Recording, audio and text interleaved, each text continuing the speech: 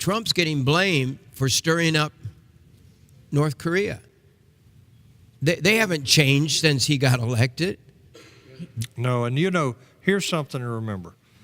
Bill Clinton could have dealt with this situation 20 plus years ago, Right. about 1994. Yeah. Clinton could have dealt with this, and instead he kicked the can down the road, which is no surprise, but he kicked the can down the road and he gave us this rhetoric about, well, we've got agreements now that will stop North Korea from ever becoming a nuclear power.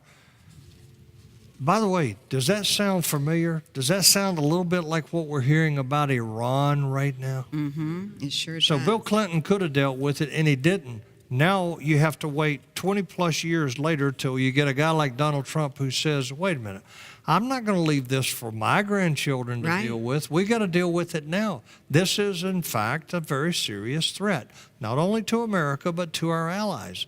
And we got to stop this. Yes. And he's willing. I think he's willing. Look, I think if he doesn't get elected for a second term, I think that's okay as long as he does what he feels, is right for this country. I mean, he really does love America. He really does. He loves this country. Yes. Yeah, I mean, he's Donald Trump. He's got, his own issues, but we all do. But I think that standing up to North Korea and saying, hey, look, this has gone on long enough. Clinton wouldn't deal with it. Nobody after Clinton would deal with it. But I'm going to deal with it. Now you make up your mind which way you want to go on this. We can be friendly or we can be enemies, but it's your choice. Do you think we will have to make a preemptive strike? I don't think so. You think he'll do something crazy and we'll have No, I don't. I think that there is a streak of rationality in Kim Jong-un that people don't really understand. But I don't think that Kim Jong-un wants to provoke the Chinese or the Americans, because the Chinese ultimately are his biggest supporters, but also potentially the ones that have the greatest control over him. Nobody has control, but influence, I will say, over him. I think ultimately what's going to happen is the Chinese are going to have to take him out. The Chinese are just going to have to figure out a way to take him out. See, that's what they were going to do when his brother Kim Jong-nam was killed there in Kuala Lumpur in the airport when somebody rubbed VX on his face. That was his half-brother. That brother actually was the one that was supposed to be the next in line, but he was caught at Disney World with his family on a false passport, and he embarrassed the family in the Asian culture. Losing face is unforgivable.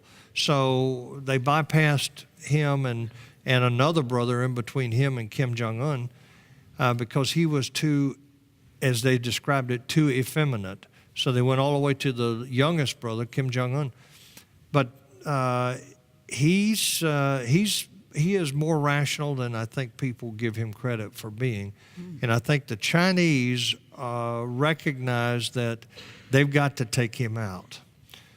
But their long-term plan was to bring this brother that got killed back into back into North Korea and make him the new leader. But in order to do that, they had to take out Kim Jong-un. And they hadn't yet figured out how to do that. So they were in Macau. The brother that was killed was actually living in Macau under Chinese protection, waiting for the day that they could bring him back in and establish him as the leader of North Korea.